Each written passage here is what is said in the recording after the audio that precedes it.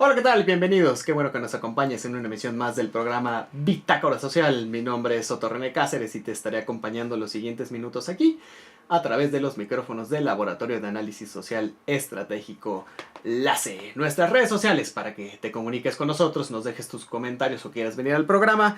Facebook, diagonal LACE Oficial. Wami, nuestro Twitter, @LACEOficialWami. Tenemos un hashtag, es gatito, LACE Bitácora Social. Y nuestra sitio web, www.lace.mx.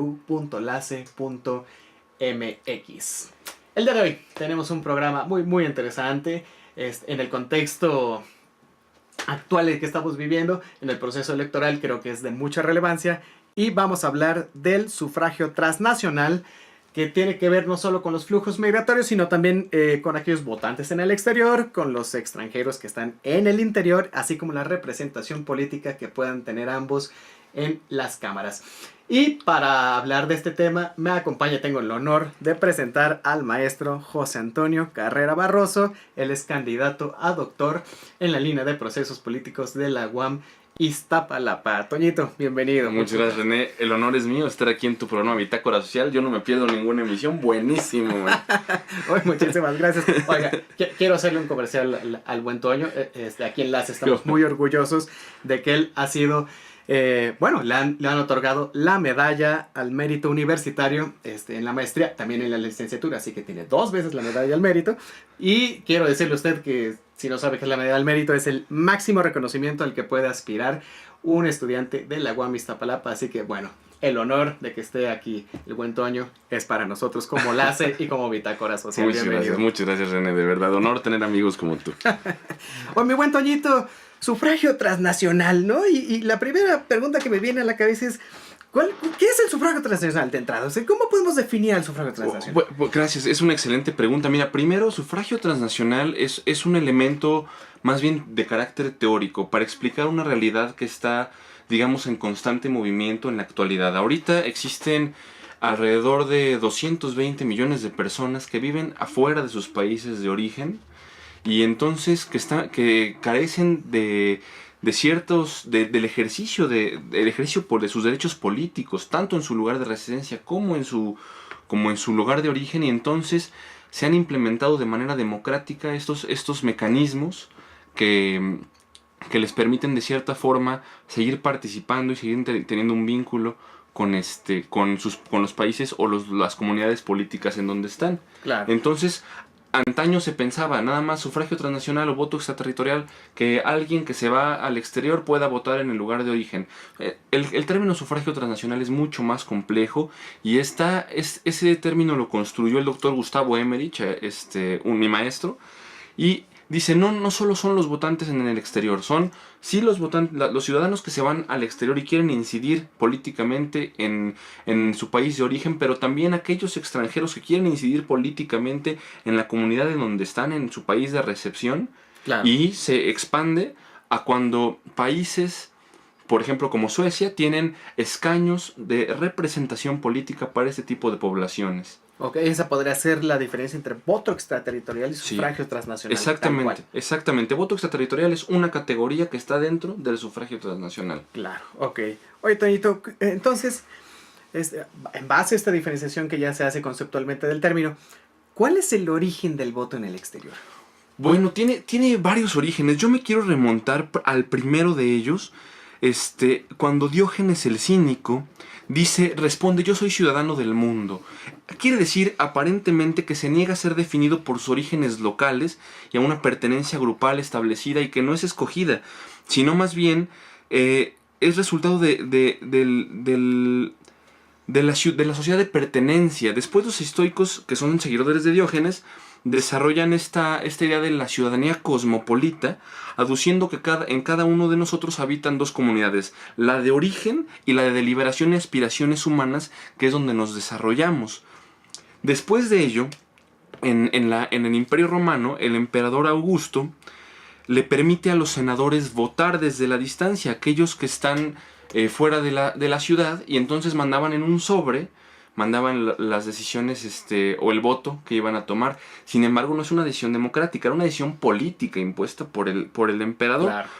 después pasa mucho tiempo y en 1862 en Wisconsin, yo ahí diría que es el primer antecedente en la época moderna, cuando los soldados de Wisconsin pueden, cuando hay elecciones en Wisconsin, ellos están en la batalla, en la guerra, de repente, en la guerra civil, de repente pueden mandar su voto para decidir políticamente en la comunidad de su origen. El último es a mí me parece como el más bello porque no es político, sino es más bien ya cuando contemplan un derecho ciudadano.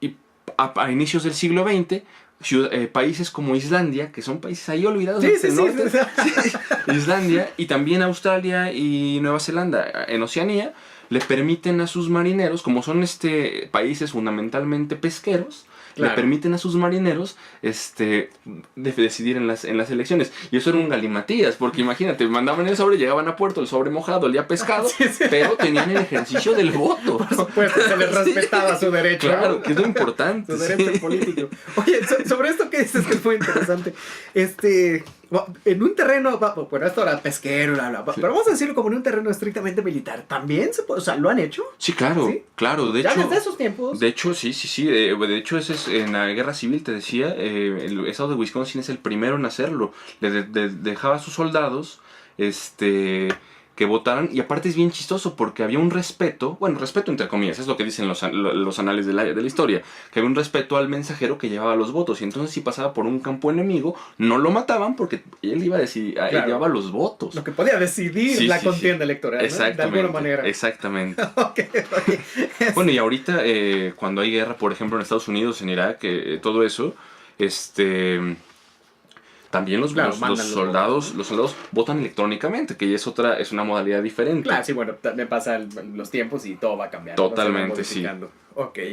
Oye, Toñito, estos antecedentes son fantásticos. Creo que podemos ahorita regresar un poco a ellos porque son muy interesantes. Pero, ¿este tipo de votación tiene una incidencia real? O sea, sí podría cambiar el quién gane o las perspectivas, etcétera. Pues mira, en teoría el rumbo de la elección lo puede cambiar sin ningún problema. Está probado científicamente, bueno, y la experiencia empírica nos dice que ha pasado una vez en la historia del mundo, en Italia, hace unos años, pero ni siquiera, pero no han incidido. La población en el exterior difícilmente incide en el resultado electoral final. Hay un caso que es paradigmático, el de ahí del 27 de abril de 1994, en la elección de Sudáfrica, que es la elección que desde el exterior ha tenido más votantes. 3,5 millones de sudafricanos votaron en el exterior. Y ni así se definió la elección. Claro, votaron por Nelson Mandela, claro, ¿no? Entonces el cuate tenía a lo mejor una brecha de 11 millones de votos, pero ni siquiera la elección más votada desde el exterior se ha incidido en el resultado final. Ese tipo de argumentos xenófobos, por ejemplo, en nuestro país hay un texto de Valadez y Carpizo que dicen ahí es que no deben de votar en el exterior porque van a incidir y no les corresponde. Bueno, no inciden. Y sí les corresponde porque siguen siendo ciudadanos. Claro, hablamos de eso fuera del aire y me decías que, bueno, tu tesis de maestría, no, de licenciatura, de maestría, sí. Había versado sobre eso, ¿no? Bueno, sí, sobre los argumentos que daba Carpizo y Valadez, ¿no? Así es. ¿Cuáles son los argumentos que tú esgrimes con esto? Bueno, mira, ellos aducen varios argumentos. Dicen, por ejemplo, que el voto tiene una incidencia, que es un voto poco informado, que no están cercanos a la realidad política y social del país de procedencia. Y entonces es bien chistoso porque yo no lo compruebo con mexicanos. Yo analizo a 4 comunidades de extranjeros en México: ecuatorianos, venezolanos, argentinos y peruanos. Y te das cuenta que no solo no es un voto informado, es un voto muy informado. Son personas que deciden votar, que se acercan a los medios de comunicación y determinan que quieren participar. Entonces no solo es un ejercicio de la ciudadanía política mucho más valioso, yo diría, porque ellos buscan la información, no llega de rebote. Ellos están interesados en participar. Claro, pero también incide aquí la cultura política. Totalmente. Vamos a decir que estos 4 casos que tú pones, bueno, tienen una historia política, cada quien en su país, pues bastante grande. Han tenido conflictos internos bastante importantes a partir del siglo XX. Sí. Digo, no demerita lo que han tenido antes, pero bueno, han tenido procesos de guerrilla, etcétera, ¿no? Totalmente. Y creo que eso hace que esta población esté más informada. Además, por ejemplo, tienen esto del voto obligatorio, algunos de ellos. Creo que en Perú es... En Perú. En Perú, ¿no? Así es. Entonces tienes que votar a fuerza. Sí, ¿no? sí. Pero entonces tienes que estar informado. Claro. ¿no? Y creo que ellos sí tienen esa cultura política, ¿no? Eso es muy interesante. Fíjate que el grueso de la población que encuesté, que fueron encuestas representativas, lo que reflejaban es que no solo es una población muy informada, sino por varios medios de comunicación. Ellos buscan la información y la mayoría de las personas tienen estudios de posgrado o son empresarios. Okay. Obviamente habla de que es una migración altamente calificada. Claro, claro. Sin embargo, lo que mencionas es muy importante de la historia del país, porque muchos pensarían, sí, votantes en el exterior, todos se van a comportar electoralmente igual. Mentira. De los cuatro casos que yo encontré, por ejemplo, los argentinos son votantes mucho mayores, arriba de los 50 años. Los ecuatorianos son chavales que vienen sí. apoyados por el régimen de Correa, que apoya la educación, y sin hacer comercial, aquí no estamos asumiendo ninguna postura política. Claro, sí, por favor. No, entonces chavales que vienen a estudiar a las universidades mexicanas y quieren votar, entonces la media son chavales. Y en los dos casos son personas que apoyan al régimen de izquierda, ¿no? Tanto a Cristina Fernández de Kirchner como a Rafael Correa.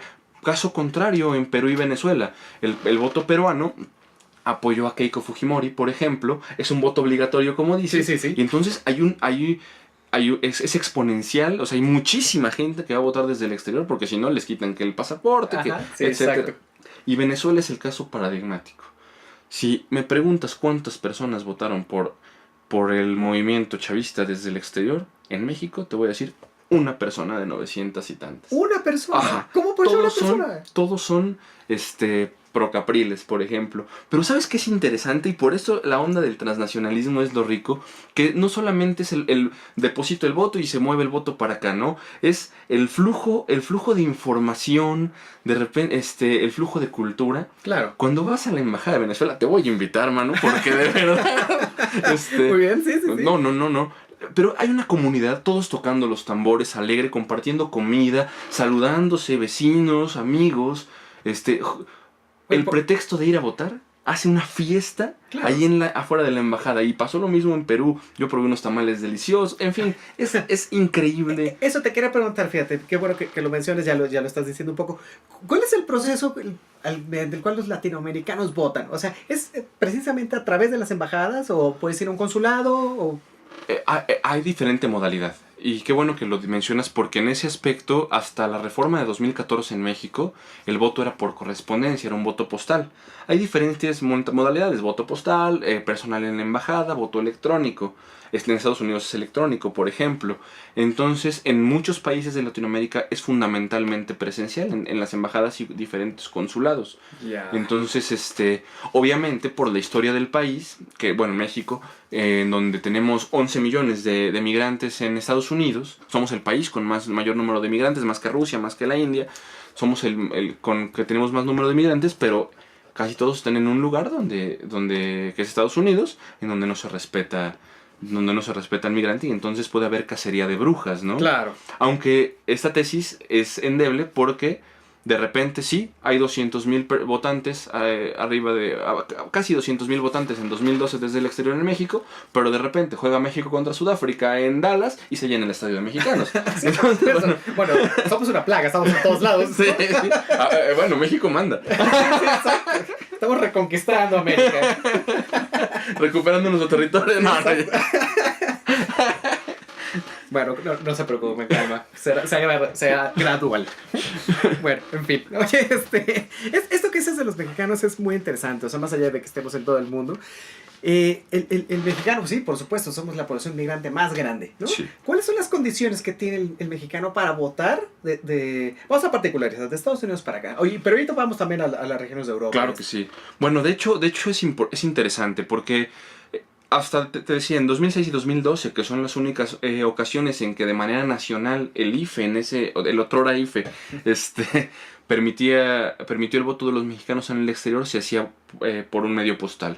Pero el diseño institucional era: te registras desde antes, desde Estados Unidos, mandas una carta, todo era vía postal, y un formulario un poco confuso, después te llegaba si te registraron o no, y tenías que decidir si te registrabas o no antes de que los candidatos se registraran. Entonces tú tenías que votar, tienes que votar hasta la fecha, tienes que registrarte antes de saber quiénes van a postular. Pero eso es un sistema anacrónico, o sea, Totalmente. ¿no estás de acuerdo? Totalmente. Porque además, no solo de que si vives allá o si te fuiste de inmigrante, vamos a decir que te fuiste a trabajar, o incluso te fuiste de vacaciones porque te dio ganas de irte en el proceso electoral, ¿no? Te fuiste. Sí. Tenías que hacer todo ese merequetengue. Todo ese merequetengue. Por Dios, o sea, pues no votabas. Bueno, ¿no? afortunadamente la reforma de 2014 ya prevé un mecanismo diferente de registro, que sigue siendo un registro antes de que haya registro de los candidatos, debo decirlo, pero ya permite votar no solo en la elección del presidente, sino también ya de senadores en el ámbito federal. Y también ya no había proceso de credencialización antes. Entonces, ¿quieres votar? Pues vente a tu distrito electoral, a la colonia Roma, si estás en Los Ángeles, y saca tu credencial de votar. Bueno, ahorita o sea, sí ya hay proceso de credencialización. Ya hay una flexibilidad mayor en el voto. O sea, ya contempla los tres mecanismos. Postal, presencial y también electrónico, siempre y cuando haya las condiciones. Ahí lo dice el artículo 13 transitorio y yo creo que a la gente le va a interesar eso. ¿Cuáles serían las condiciones? O sea, hay que preguntarle a Lorenzo. Eso hay que preguntarle lo sabe Lorenzo, ¿eh? Lorenzo, por supuesto, del INE. Nuestro Lorenzo, no, muy querido Lorenzo Córdoba. Es que luego queda en la ambigüedad estas reformas electorales que sí salieron, pero algunas salieron como al vapor, ¿no? Exactamente. Mira, siempre lo he dicho, estas reformas, y lo vamos a superponer como con ser candidato independiente, está para que no lo hagas, ¿no? Exactamente. Entonces, pues mejor vete de vacaciones, disfruta y no votes, ¿no? Exactamente. No, y la candidatura independiente, saliéndonos un poquito del tema, fue uno de los grandes reflectores de la reforma electoral de 2014, las candidaturas independientes, las cuotas de género. Sí. Y de repente el voto de los mexicanos en el exterior es un pilar de la reforma, pero es el pilar que está más atrás. Porque no es visible, casi no es visible. Bueno, los candidatos no pueden hacer campañas en el exterior. Claro. Entonces no puedes conocerlos de primera mano. Sí es cierto que Yo tuvimos Obrador que fue con una Obrador comunidad fue, de Los Ángeles, etcétera. Y Calderón en ¿no? 2006 también Washington, fue, sí. pero no está permitido por la LGIP. Ok, fíjate. Bueno, Sí. ese es un gran problema con esto. Pero es importante, perdón que te interrumpa, Sí. fíjate que es importante, yo diría que a las personas que les interese este tema del sufragio transnacional, sería importante invitarlos a conocer. En México tenemos a grandes migrantólogos, por ejemplo, a Leticia Calderón Chelius en el Mora. Tenemos, bueno, al querido doctor Gustavo Emerich, que en paz descanse, pero que tiene una obra que se llama El Transnacionalismo.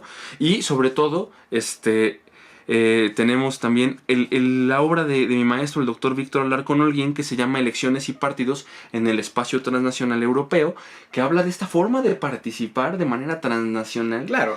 creando nuevos mecanismos. Entonces, en México estamos pues a la altura de las circunstancias en términos teóricos, ¿no? Oye, ahora caigamos, sobre todo ahora que sacas lo de Víctor, el voto transnacional en Europa. ¿Es diferente? O sea, ¿hay otra conceptualización Como del allá, asunto? claro, allá hay un voto, allá hay un Europarlamento, entonces sí es interesantísimo porque de repente todos los países que forman parte de la Comunidad Europea tienen que votar no solo para la conformación de los congresos nacionales y estatales y bueno, locales de sus países de origen, sino, bueno, los parlamentos, ¿no? Claro, sí. Sino también en este supraparlamento, vamos a llamarle así, en donde hay una representación política a nivel continental.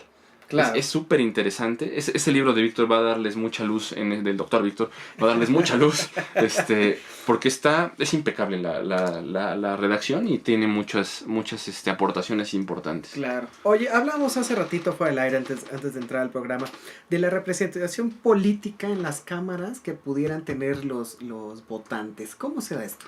Bueno, hay diferentes países. Yo voy a hablarles mucho de Suecia, porque Suecia, Noruega, Islandia, Finlandia y Dinamarca un poco, también Holanda, que están arriba en Escandinavia. Holanda no en Escandinavia, pero tienen esta figura del reconocimiento del migrante. Es decir, ya no te reconozco solamente por haber nacido aquí, sino como...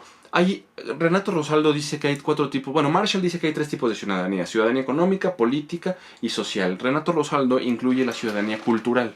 Y es decir, yo vengo a un país y apoyo con lana, o sea, yo pago los impuestos, yo tengo amigos, yo voto y yo hago cultura, ¿no? Yo traigo mi música, por ejemplo, ahorita que estamos en este estudio maravilloso, traigo una música latinoamericana aquí a donde están los cantos de las valquirias. Claro. Y de repente pues se arma una fusión increíble. Y Esto los parlamentos escandinavos lo notan y deciden darle representación a estas comunidades de migrantes. En México no tenemos eso. En México tenemos un desarrollo de voto extraterritorial, pero no reconocemos políticamente a los extranjeros. Que Claro. dicho sea de paso, en la tesis de maestría que tengo, a las comunidades que yo entrevisté y encuesté, ellos dicen, yo sí quiero participar. Yo sí quiero participar. No sé si voy a votar a la derecha o a la izquierda. Hay una pluralidad de enfoques como en todos lados. Sí, sí, por supuesto. Pero quiero participar. Oye, yo pago impuestos. Yo puse una casa aquí, puse un negocio aquí, estoy dando trabajo aquí. ¿Por qué no voy a poder votar? ¿Por qué no se les permite? Bueno, eso es una decisión histórica. Nuestra bella historia está llena de invasiones e intervenciones extranjeras. Sobre todo francesas Y gringas, Bueno, ¿no? sí, sí, bueno. Y entonces, pues ese tipo es un mecanismo también de protección. Aunque bueno, no pueden votar, pero privatizan el petróleo. Claro, decían, sí, sí. ¿Para qué quiero votar si puedo poner al diputado que yo quiera? Igual estamos invadidos. O sea. Exactamente, pero bueno, históricamente se defiende así. El único estado que permite, es muy interesante, Chiapas, que es un estado que ha sido paradigmático. Claro, me platicabas de la diputada de Chiapas. Cuéntanos de ella. Bueno, el Congreso de Chiapas tiene un escaño diseñado para representación política de los chiapanecos residentes en el exterior, pero tiene que ser una diputada. Es también para cubrir esta cuestión de equidad de género. Claro. Y reconocer, es el reconocimiento de esas minorías que tienen voz, que tienen la necesidad de voz y de voto, y de ser escuchadas, y en ese aspecto Chiapas tiene ese escaño diseñado. Es muy interesante también. Pero es para una comunidad en específico en los Estados Unidos o para Para el todos los territorio? chiapanecos que viven en el exterior. Ok, pero Sí. creo que paradigmáticamente hay mucho, digamos, en la zona sur, ¿no? Que es donde se concentra No, más. por supuesto. Digo, no podemos hablar, no sé, de Oregon, no sé, Sí. de chapanecos en Oregon, seguro sí hay, Sí. pero es más esta zona de Los Ángeles, Totalmente. etcétera, ¿no? Sí, Houston y Los Ángeles Sí, principalmente. San Diego, en fin. Sí. Pero ahora que dices del sur, fíjate que ahorita que hablábamos de Mandela, hay una anécdota importantísima. De repente, 1994, votan 3,5 millones de sudafricanos en el mundo. Nelson Mandela, uno de los personajes más importantes de la historia claro. política contemporánea, al que yo más admiro también, él y a Pepe Mujica. De repente llega al poder, sale del poder Mandela, y lo primero que hace el Congreso sudafricano es decir, los sudafricanos en el exterior ya no pueden votar más que para elecciones legislativas. No, bueno. Un contrapeso, ¿no? Claro, por supuesto. Ahí sí hay 3,5 millones que están afuera y dices, pues pueden decidir una elección si no hay un candidato tan carismático como Nelson Mandela. Claro, ¿no? y dudo que lo haya, ¿no? O sea, Bueno, en la vida. Oye, hablando sobre esta representación que dices en Chiapas, porque me parece que es el único estado que la tiene. En la República Mexicana. O sea, sí, hay una representación real. O sea, ¿tú la has visto? Pues visto... O que los atienda a sus necesidades, etcétera. Sí. Ella tiene, bueno, la diputada tiene, la diputada que ha estado ahí tiene una oficina de atención al migrante, tiene mecanismos de radio, de redes sociales y eso, que atiende las necesidades, o las demandas de su electorado. Sin embargo, yo no en este momento no conozco si existe alguna iniciativa de ley que haya presentado o qué tanto impacto tenga en la legislatura chiapaneca. Sí, desconozco exactamente Claro. en este momento, pero lo investigamos y me abres el espacio todo eso. No, por supuesto, no, aquí te vamos a recibir con mucho gusto en una futura ocasión porque el desarrollo que estás haciendo sobre la tesis de doctorado, bueno, es muy interesante. Dinos así en pedacito, ¿qué es en Sí. la generalidad de la tesis? Fíjate, es importante. Yo en la maestría analizo a los votantes, el comportamiento electoral, las motivaciones. De repente quiero hacer algo similar, pero para el caso mexicano, y me dice mi asesor, eso ya está hecho. Vamos a analizar la otra cara de la medalla. ¿No? Ahorita que hablamos de medallas. Sí. Vamos a analizar la otra cara de la medalla. El diseño institucional y el desempeño de la institución electoral y cómo esto implica la gobernanza del electoral. Obviamente le estoy hablando en chino a nuestro querido a nuestro usuario. Auditorio, ¿Qué quiere decir? ¿Qué quiero decir? ¿Cómo está diseñado el mecanismo de voto en el exterior? ¿Cómo reconoce o no a esta población que está en Estados Unidos y en el mundo? Porque es importante aclarar, no solamente son los mexicanos en Estados Unidos, sino en todo el mundo, Claro. que tienen que tener el derecho al voto y la garantía de que ese voto se respete.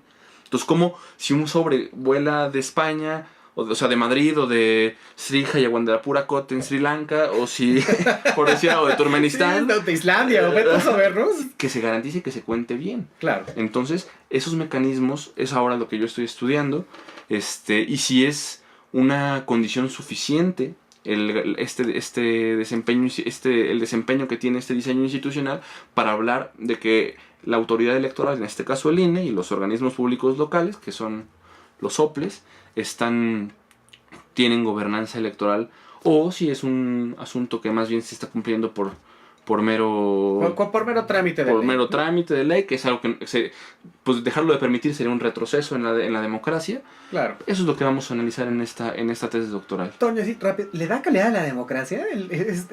Si me preguntas a mí, yo lo que creo es que claro que sí. Okay. Claro que sí, todos somos, no por estar cruzando la frontera pierdes tu calidad como ciudadano.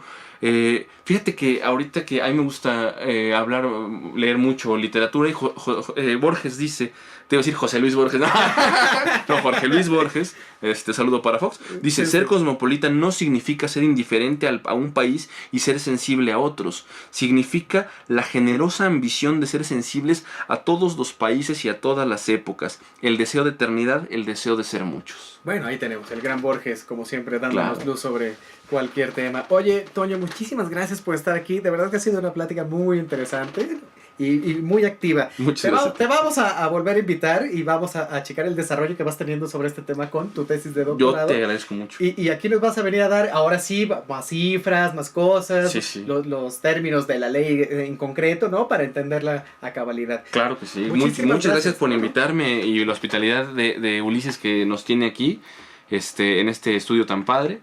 Y pues más bien muchas gracias, René, por abrirme tu espacio. No, aquí está abierto para todos.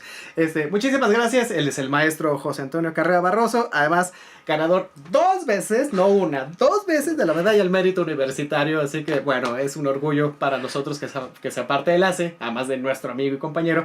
Pero, pues muchísimas gracias por estar. Le quiero recordar nuestras redes sociales para que felicite al doctor, bueno, al casi doctor, al maestro Carrera. En nuestro Facebook, LACE Oficial Wami, nuestro Twitter, @LACE Oficial Wami, y nuestra sitio web, www.lace.mx.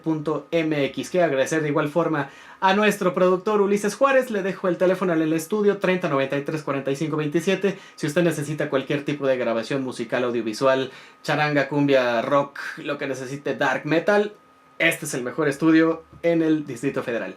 Mi nombre es Soto René Cáceres, soy el Mick Jagger de la ciencia política, y a nombre de los que formamos LACE, le agradezco que haya estado el día de hoy con nosotros. Nos vemos y nos escuchamos en la siguiente. Muchas gracias.